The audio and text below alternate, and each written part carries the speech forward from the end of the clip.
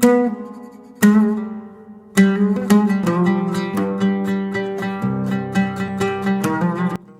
مساء الفل.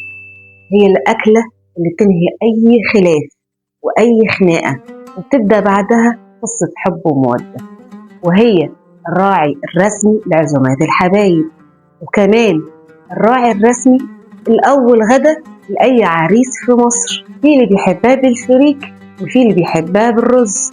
وهاتوا كوباية الشاي وتعالوا نعيش في قصة الحمام المحشي.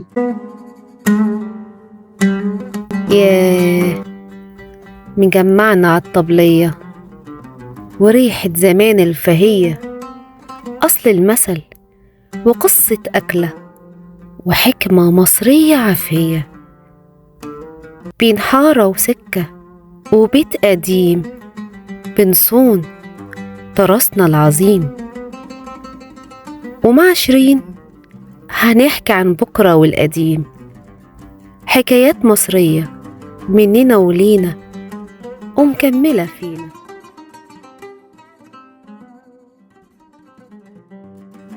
وبيحكوا إن حكاية الحمام المحشي مش وليدة النهاردة. الحمام ده طلع عشرة عمر مع المصريين من أيام الفراعنة. المصري القديم كان أول واحد استانس الحمام وبناله أبراج من الطين زي اللي بنشوفها في الريف النهاردة. النقوش الموجودة على المعابد بتقول إن الحمام كان أكل الملوك والآلهة. يعني وانت بتاكل الحمام دلوقتي حرفيا انت بتتعامل معاملة الملوك. ومن هنا بدأت الخناقات والناس اتقسموا لفريقين. في الفريق الأول اللي بيحبوا بالفريك، ودول بقى الناس الأكيلة الصح اللي بيحبوا الطعم الأصلي والتدخينة الموجودة في القمح الأخضر.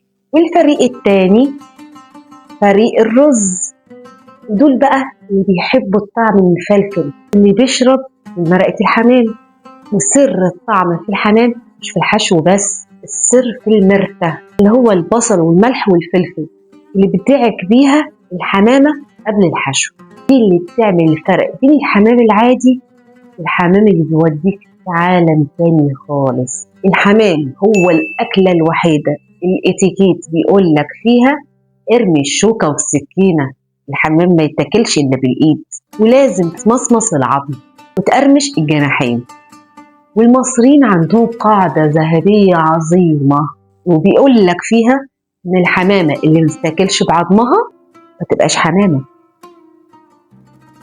الحمام مش مجرد بروتين، ده رسالة حب وتقدير. يعني لو حد عزمك على حمام اعرف إن غلاوتك عند الشخص ده عالية أوي ملهاش حدود.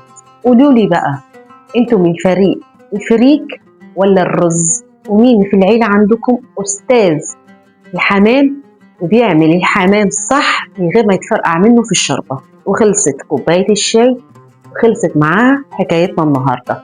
بس حكايات مصرية مع شيرين لسه فيها كتير، واستنوا الحكاية اللي جاية.